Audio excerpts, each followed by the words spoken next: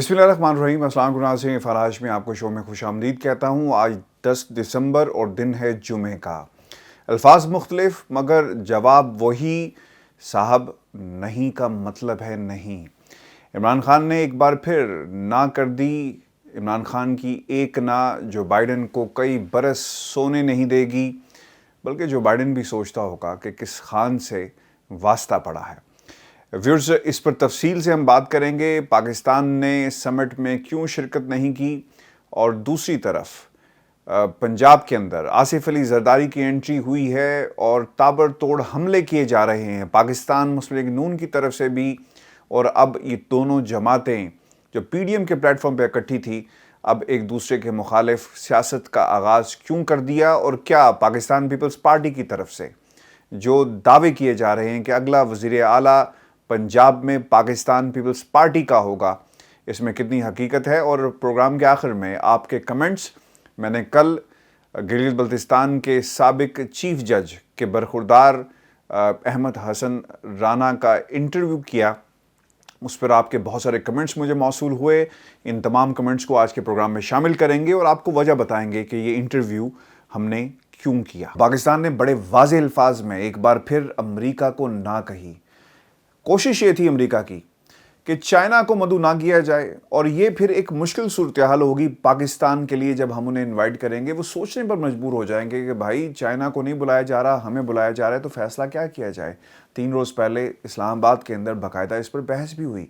हमें difference of opinion भी नज़र आया। बाज़ लोगों ने कहा कि पाकिस्तान को जाना चाहिए, बाज़ ने कहा कि भाईजान अगर आप गए तो फिर प्रॉब्लम हो जाएगी चाइना के साथ। याद रखिएगा, हमारा उठना बैठना, गमी खुशी और सबसे बढ़कर इकोनॉमिक जो एक लाइजॉन है चाइना के साथ, अब हम इससे अलग नहीं हो सकते। और ख़ुसूसन पाकिस्तान की जोग्राफियाई सूरत हाल जो है उसमें चाइना एक मेजर प्लेयर है और पाकिस्तान एक मेजर प्लेयर है। और पाकिस्तान और चाइना और अब रूस जब मिलकर एक नया ब्लॉक बनाएंगे, और पाकिस्तान ने इंटरेस्ट भी इसमें शो किया है, तो यकीनन फिर दुनिया के बाकी जितने भी ममालिक हैं जिनको अमेरिका लीड कर रहा है, किसी सूरत भी ये कबूल नहीं होगा। आज चाइना की तरफ से भी जब पाकिस्तान ने इनकार किया कि हम इस समिट में शिरकत नहीं करेंगे, तो किन अल्फाज में चाइना ने पाकिस्तान के इस किरदार को सराहा। वो ये कहते हैं, the Pakistan decline to attend democracy summit a real iron brother. और इसी रवैये का और इसी जो रिएक्शन की तवक्को की जा रही थी चाइना की तरफ से, जब हम उनके साथ खड़े होंगे। व्यूअर्स, आपको ये बता दें कि 110 ममालिक को दावत दी गई, और जिन ममालिक में जिनको दावत नहीं दी गई उनमें रूस, चीन, यूरोपीय मुल्क हंगरी और नेटो इत्तेहादी तुर्की को मदऊ नहीं किया गया। और आपको ये बता दें कि जो पाकिस्तान की तरफ से पैगाम जारी किया गया, मैं वो आपके सामने रख देता हूँ, और फिर उसके बाद आपके सामने कुछ और भी हक़ाइक़ रखूँगा जो बहुत ही इंपॉर्टेंट हैं कि इस वक्त दुनिया की जितनी भी दौलत है उसके ऊपर कौन कौन से ममालिक जो इस वक्त साम बन कर बैठे हुए हैं और बाकायदा पूरी दुनिया को कंट्रोल किया जा रहा है। चाइना कहाँ पर खड़ा है और अब चाइना क्यों एक बड़ी मईशत बन गया, इस पर भी तफसील से बात होगी। और जो डिफरेंसेस हमें नज़र आ रहे हैं चाइना और अमेरिका के, और दूसरे ब्लॉक को अब चाइना अगर लीड करता है तो क्यों इस किस्म के प्रेशर सिचुएशंस जो हैं वो क्रिएट की जा रही हैं उन इत्तेहादियों के सामने, और वो लोग जो इस नए ब्लॉक का हिस्सा बनने चाह रहे हैं। पाकिस्तान ने क्या लिखा? पाकिस्तान ये कहता है कि डेमोक्रेसी समिट के लिए मदऊ किए जाने पर शुक्रिया अदा करते हुए हम ये कहते हैं कि वो इस मौजू पर मुस्तकबिल में मुनासिब वक्त पर बात करेगा। यानी पाकिस्तान दफ्तर खारजा की जानिब से जारी होने वाले बयान में ये भी कहा गया कि अमेरिका के साथ शराकतदारी को कदर की निगाह से देखते हैं, जिसे हम दोनों में दो तरफ़ा के साथ साथ इलाकाई और बैनुल-अक़वामी ताउन के तौर पर बढ़ाना चाहते हैं। हम डेमोक्रेसी समिट के लिए पाकिस्तान को मदऊ करने पर अमेरिका के शुक्रगुजार हैं। ताहम बयान में इस डेमोक्रेटिक समिट के हवाले से ये भी कहा गया कि हम अमेरिका के साथ कई मसाइल पर राब्ते में हैं और हमारा मानना है कि हम इस मौजू पर मुस्तकबिल में किसी मुनासिब वक्त पर बात करेंगे। देखिए, बड़ी इंपॉर्टेंट बात है, आप डेमोक्रेसी की बात करते हैं, आपने भारत को वहाँ पर बुलाया। भारत में क्या कुछ हो रहा है ये दुनिया के सामने है। अक़लियतों के साथ क्या सलूक किया जाता है, मुसलमानों के साथ किस किस्म का सलूक वहाँ पे बढ़ता जा रहा है, कश्मीर के अंदर जो कुछ हो रहा है, फ़लस्तीन के अंदर जो कुछ हो रहा है, दुनिया सोई हुई है और हम ठेकेदार बनते हैं जमहूरियत के। ये वो चेहरे हैं दुनिया की उन ताकतों के जो इस वक्त बिल्कुल अयां हो चुके हैं। अब आपको एक नए ब्लॉक की ज़रूरत है, और पाकिस्तान ने इंटरेस्ट भी शो किया, और बाज़ लोग आज जो अपना तज़िया पेश करते भी आए, मैं वो भी आपके सामने रखता हूँ, क्योंकि یہ وقت کی ضرورت ہے یہ باتیں آپ تک پہنچنا، آپ کو پتہ چلے کہ پاکستان جغرافیائی پوائنٹ کے اوپر، یعنی اگر ہم جغرافیائی طور پر اس کو انالائز کریں کہاں پر موجود ہیں۔ افغانستان کے اندر امریکہ کا جو کردار ہونا چاہیے تھا، کاش ایسی سمٹ افغانستان کی سچویشن کے لیے بلائے جائیں، وہاں پہ آپ کو بھوک نظر آئے گی، وہاں پر اس وقت ایک ہیومن کرائسس پیدا ہو چکا ہے، صحت کا مسئلہ ہے، ادویات نہیں مل رہی، ٹھنڈ وہاں پہ، سردیاں جس طرح ہی آتی ہیں ساتھ اپنی بیماری کو بھی لے کر آئی، لیکن اس کے حوالے سے امریکہ کی طرف سے نہ آپ کو فنڈز ریلیز ہوتے ہوئے نظر آئیں گے، لیکن ایک بلیم گیم جاری ہوگی۔ پاکستان وہ صرف واحد ملک ہے جو اس وقت افغانستان کے اندر امن کی بات کر رہا ہے، امن کے لیے کوششوں کے لیے کام کر رہا ہے، امداد دی جا رہی ہے۔ کاش یہ ایسی کانفرنسز افغانستان کی صورتحال پر بھی ہوتی اور وہ دنیا کے بڑے بڑے پلیئرز، بگ پلیئرز اس وقت عالمی دولت پر سام بن کر کیسے بیٹھے ہیں۔ میں آگے چل کر آپ کے سامنے وہ فگرز بھی شیئر کروں گا، لیکن سب سے پہلے آپ کو بتا دیں جو اس وقت رپورٹ کیا جا رہا ہے، وہ یہ لوگ یہ کہتے ہیں کہ چین دوستی کے علاوہ روس، چین، ترکی اور ایران کا جو نیا گروپ بن رہا ہے جس میں پاکستان کو خاصی دلچسپی ہے، اس کا سب سے بڑا سبب ہے بھائی بات یہ ہے کہ اب وقت آ گیا ہے کہ ہم جو ہمارے انٹرنل اینیمیز تھے جب ہم نے ریڈیکیٹ کریں گے تو ہمیں ایکسٹرنل اینیمیز کے حوالے سے بھی اپنی کوئی حکمت عملی اپنانی چاہیے۔ ایف اے ٹی ایف میں ہمارے ساتھ کیا ہوا اور یہ جس قسم کے انسٹیٹیوشنز بنائے جاتے ہیں، ڈاکٹر شاہد قریشی نے میرے ساتھ ایک پروگرام بھی کیا تھا اور اس میں ہم نے یہ بات بڑی واضح کی تھی کہ آپ نے ایک یہ ڈرامہ رچایا ہوا ہے، کچھ آپ لاز بناتے ہیں اور وہ ہمارے جیسے ممالک کے اوپر امپلیمنٹ کر دیتے ہیں اور کہتے ہیں کہ جناب تم یہ چیزیں کرو، اگر نہیں کرو گے تو تمہاری مالی امداد بند کر دی جائے گی، تمہارا نام گرے لسٹ میں ڈال دیا جائے گا۔ تو یہ صرف اور صرف ایک پراکسی وار لڑی جا رہی ہے، دولت کے ذریعے پراکسی وار لڑی جا رہی ہے، اختیارات کے ذریعے پابندیاں لگا کر، جس کا اوبویسلی تانے بانے جو ہیں وہ امریکہ کے ساتھ جا کر ملتے ہیں۔ ویورز، یہ اس وقت کی صورتحال ہے اور سب سے بڑی امپورٹنٹ بات جو بھارت کے حوالے سے لکھی، میں دوبارہ دہرا دیتا ہوں کہ بھارت میں انسانی حقوق کی کس پیمانے پر پامالی ہوئی، کتنے عرصے سے جموں کشمیر اور کشمیر کو بھارت نے کھلی جیل بنایا، اور اس کے باوجود وہاں پر آپ بھارت کو بلائیں گے، کسی میں یہ جرت نہیں ہو سکی وہ سوال کر سکے کہ آپ نے کشمیر میں کیا کچھ کیا، سوال کیا جا سکے کہ بھارت کے اندر مسلمانوں کے ساتھ کیا سلوک رکھا جا رہا ہے، فلسطین کے حوالے سے کیا کچھ کیا جا رہا ہے۔ تو یہ صورتحال ہے اور اس صورتحال کا جو ذمہ دار ہے یہ تمام عالمی طاقتیں ہیں۔ ویورز، سب سے امپورٹنٹ جو اس پوری سچویشن کے اندر چیزیں ہیں، اور میں یہ سمجھتا ہوں کہ سب سے زیادہ مسئلہ اس نقطے پر ہے کہ چین کس طرح ایک معاشی طاقت بن رہا ہے اور امریکہ کو یہ کسی صورت بھی یہ بات ہضم نہیں ہو رہی۔ اچھا، اب یہ شکست کیسے دی گئی، میں آپ کے سامنے کچھ چیزیں رکھ دیتا ہوں کہ ایک رپورٹ آئی جی، اور یہ بلومبرگ کی رپورٹ تھی اور گرافکس میں آپ دیکھ بھی سکتے ہیں جو میں نے آپ کے سامنے آپ کے لیے تیار کیے ہیں، خود تیار کیے ہیں بڑی محنت کے ساتھ، اور اس میں اپنی آپ سجیشنز بھی دے سکتے ہیں۔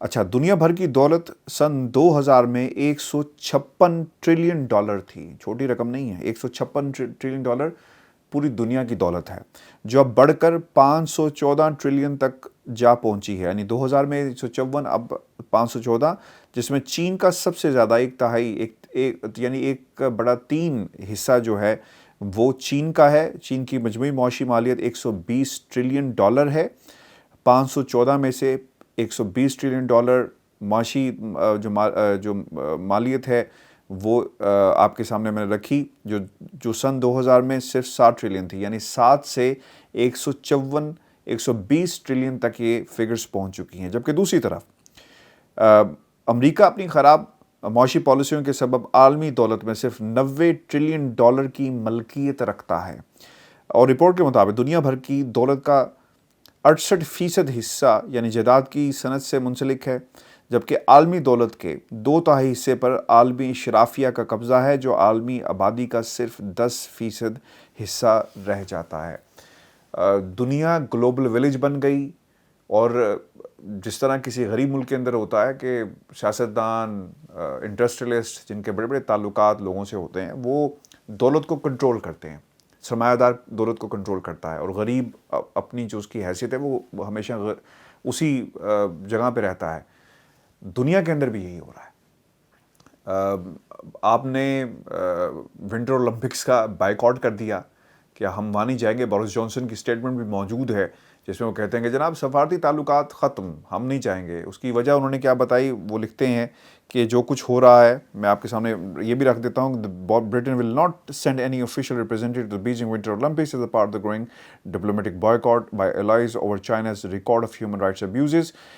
اور یہ فیصلہ کیا گیا، لیکن خیر وہ شرکت کریں گے، سفارتی سطح پہ یہ نہیں ہوگی. اور تائیوان کا معاملہ بھی ہے، اور اس سے پہلے دنیا کے باقی جو بڑی سپر پاورز ہیں، جو بگ جائنٹس ہیں، انہوں نے بھی انکار کر دیا.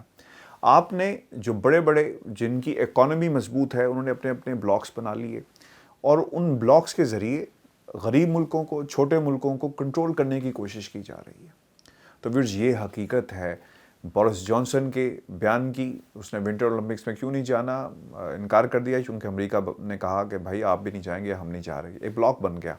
پھر اسرائیل کی سچویشن آپ کے سامنے، پھر آسٹریلیا، پھر باقی. تو ہمیں یہ سمجھنے کی ضرورت ہے کہ عمران خان کیوں یہ کہتے ہیں کہ جناب صاحب نہیں کا مطلب نہیں ہے، ایبسولوٹلی ناٹ کے بعد دوبارہ انکار کیا گیا. اس کی بنیادی وجہ یہ ہے کہ ہم اپنا ایک نیا بلاک بنائیں گے، اور پاکستان اس میں ایک ایفیکٹو رول پلے کرے گا. اور یہ کسی کو نیچا دکھانے کے لیے نہیں ہے، بلکہ خطے میں امن بنانے کے لیے ہے.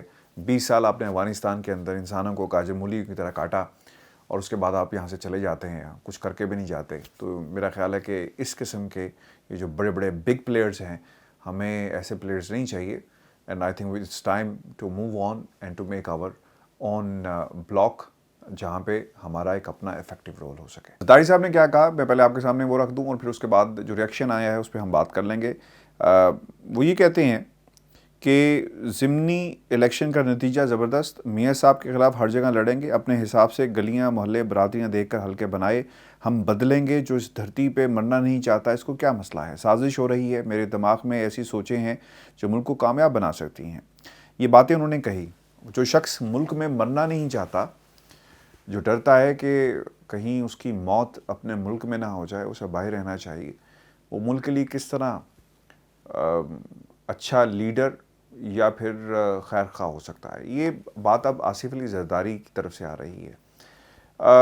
راہیں جدا ہو چکی ہیں، اور میں نے بہت پہلے یہ بات کہی تھی کہ پی ڈی ایم کا ڈرامہ ہوگا، لوگ اپنا فائدہ حاصل کریں گے، نکل جائیں گے. پیپلز پارٹی نے جو کچھ کیا، جس کا آج نون لیگ جو ہے وہ صرف اور صرف ہاتھ ملتی رہ گئی اور گلا کرتی ہوئی نظر آتی ہے. جب آپ کا مقابلہ انتخابات میں ہوگا تو پھر آپ کسی کے دوست نہیں رہیں گے. یہ بات میں نے بہت پہلے کہی تھی. N133 صرف ایک حلقے میں مقابلہ ہوا ہے اور لوگ آمنے سامنے آ گئے. اس سے پہلے گلیل بلتستان میں بھی نون لیگ کے خلاف نعرے لگے، لیکن یہ لوگ نہیں سمجھے. اب آصف علی زرداری کی پنجاب میں جو انٹری ہوئی ہے، یہ خطرے کی گھنٹی ہے نون لیگ کے لیے، کیونکہ ان کی نشستیں کم ہوں گی. اور یہ ایک صرف اور صرف ایک ٹیسٹ کیس تھا جس میں نون لیگ اب پریشان نظر آ رہی ہے. پاکستان پیپلز پارٹی پریشان نہیں ہے، کیونکہ ایک جماعت جس کے ووٹ ہی نہیں تھے وہ اتنے سارے ووٹ لے جاتی ہے. تو یقیناً کچھ نہ کچھ کہیں نہ کہیں تو ہوا ہے اور اپسیٹ ہوا ہے. اس کے اوپر شہباز شریف صاحب نے کیا کہا، وہ یہ کہتے ہیں کہ زرداری صاحب statement about Mian Nawaz Sharif is unfortunate. Mia Saab's unwavering commitment to Pakistan has always been unquestionable. Zardari Saab knows the condition in which Nawaz Sharif had to go abroad. We should refrain from such remarks and work for greater good of the country.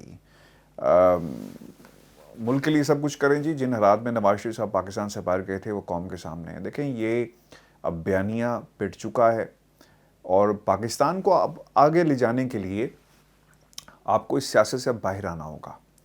ان لوگوں کے جو کلوزٹس ہیں، دیر to many اسکیلیٹنس، چاہے وہ Pakistan Peoples party ہو، چاہے وہ نون league ہو، ان کے اوپر اتنے کیسز ہیں کہ وہ ملک کی یا سیاست میں آ کر عوام کی کیا بات کریں گے.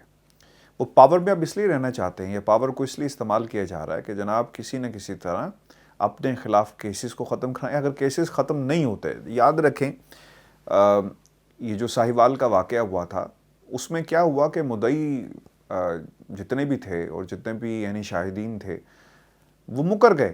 پھر عدالت نے آج انہیں طلب کیا کہ جناب آپ ان سب کو بلائیں، اور ملزم اگر بری ہو گئے تو کیوں ہوئے، ریاست کہاں پر ہے. جب عدالتوں کے سامنے ریکارڈ نہیں ہوں گے اور عدالتوں کے سامنے جو قانون ہے اسے اس طرح استعمال کیا جائے گا، یعنی ایک عینی شاہدہ ہو کہ جناب مجھے نہیں پتا میں نے غلط بیان دے دیا تھا، وہاں پہ عدالتیں کیا کریں گی؟ یہی کچھ پاکستان پیپلز پارٹی کے کیسز کے ساتھ ہو رہا ہے. جب ریکارڈ ہی غائب کر دیے جائیں گے تو پھر کیا ہوگا؟ پھر عدالت کس بنیاد کے اوپر کسی شخص کو سزا سنائے گی؟ مسئلہ یہاں سے شروع ہو جاتا ہے اور اس کا تدارک بہت ہی ضروری ہے. اور یہ میں آپ کو بتا دوں کہ نون لیگ کے لیے سندھ تو بہت دور کی بات ہے، ان کے لیے اپنا گھر سنبھالنا بہت مشکل ہو جائے گا. وفاق بھی بہت دور کی بات ہے اور ان کی مشکلات میں اضافہ ہوگا. احسن اقبال صاحب کراچی گئے ہیں، وہاں پہ انہوں نے گرین لائن یہ جو منصوبہ تھا بس کا، اس کی افتتاح کرنے کے لیے گئے اور اب وہ باتیں کرتے ہوئے نظر آتے ہیں کہ جناب یہ منصوبہ ہمارا تھا اور ہم اسے بہت پہلے مکمل ہو جانا چاہیے تھا لیکن نہیں ہو سکا. لیکن اس منصوبے کے آنے سے پاکستان تحریک انصاف کو بہت زبردست فائدہ ہوگا اور ایک ایسا آپ نے پروجیکٹ کراچی میں شروع کر دیا جس کا خواب کراچی کی عوام بہت پہلے سے دیکھ رہی تھی. کراچی کے لوگوں کے پاس ایک بہتر ٹرانسپورٹ ہونا بہت ضروری ہے، اچھی ٹرانسپورٹ، اچھی زندگی ہونا بہت ضروری ہے. ایک ایسا شہر جو پورے ملک کو چلاتا ہے، اکنامک ہب ہے، اس کے حالات ایسے ہیں کہ وہاں پہ آپ کو صرف کوڑا نظر آئے گا، دہشت نظر آئے گی، گولیاں نظر آئیں گی، لا اینڈ آرڈر کا مسائل وہاں پہ موجود ہیں اور صرف کچھ سیاسی کریکٹرز کی وجہ سے.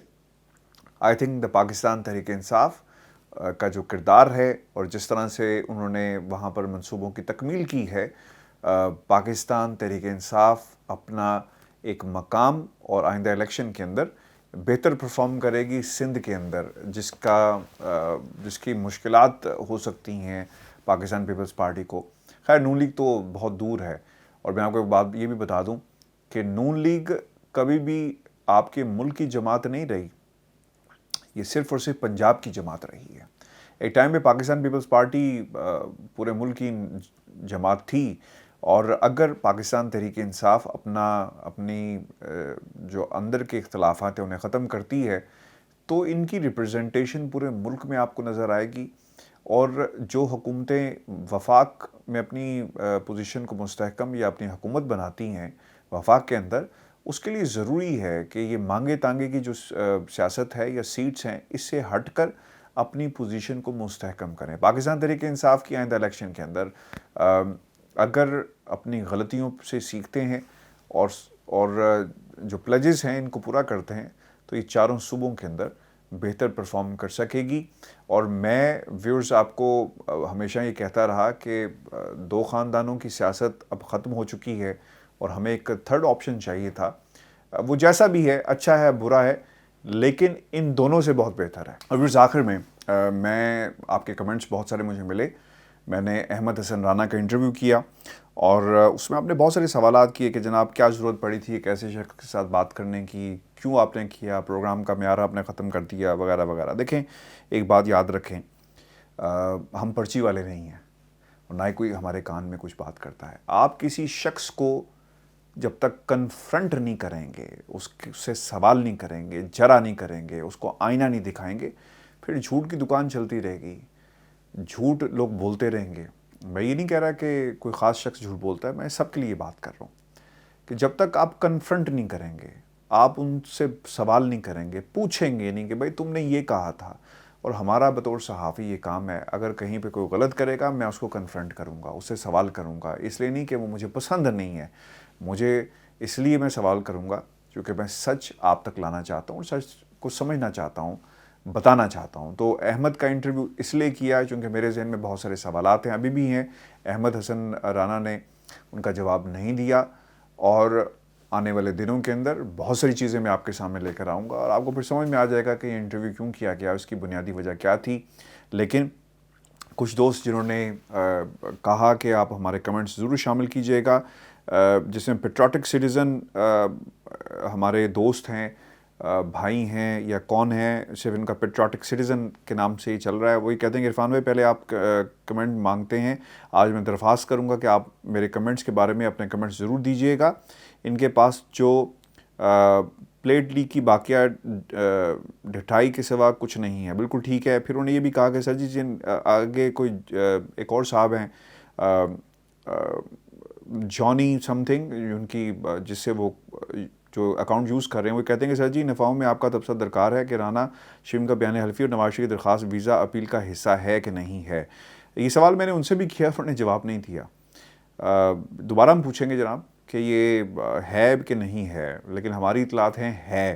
اب یہ بات سچی ہے غلط ہے، کچھ دنوں میں یہ بھی چیز سامنے آ جائے گی. پھر منیر احمد صاحب نے کہا کہ موجودہ ویڈیو کلچر سے جانب اداروں میں کرپشن، کام چوری اور بدعنوانیوں جیسے جرائم کی روک تھام ہو رہی ہے. دوسری طرف انہی اداروں کا شریف ایمانداری سے کام کرنے والا سٹاف بلیک میل ہونے سے خوف سے پریشان ہے. بالکل ٹھیک ہے جی. Very boring today's programme. Khalid Butt صاحب نے یہ کہا ہے میرا مقصد آپ کو انٹرٹین کرنا نہیں ہے، میرا مقصد آپ کو سچ پہنچانا ہے جو میں کر رہا ہوں. You give him too much space and Rana uses it to his benefit. No, ایسا نہیں ہے. I was completely prepared. ابھی اس پروگرام کا بہت زیادہ حصہ میں نے نشر نہیں کیا. ایک documentary is in the making guys, اور وہ انشاءاللہ میں آپ کے سامنے لے کر آؤں گا. پھر آپ کو سمجھ میں آ جائے گا کہ یہ انٹرویو ہم نے کیوں کیا. پھر ہاشمی صاحب آپ نے خیر الفاظ کچھ ایسے میں اس کو شامل نہیں کر سکتا، but any way thanks guys. آپ تمام دوستوں کا بہت شکریہ، آپ کی رائے بہت ہی مقدم ہے. اپنے کمنٹس اسی طرح بھیجتے رہیں، اور انشاءاللہ میں کسی نہ کسی پروگرام میں اسی طرح شامل کرتا رہوں گا. مجھے اجازت دیجیے، اللہ نے کے بعد.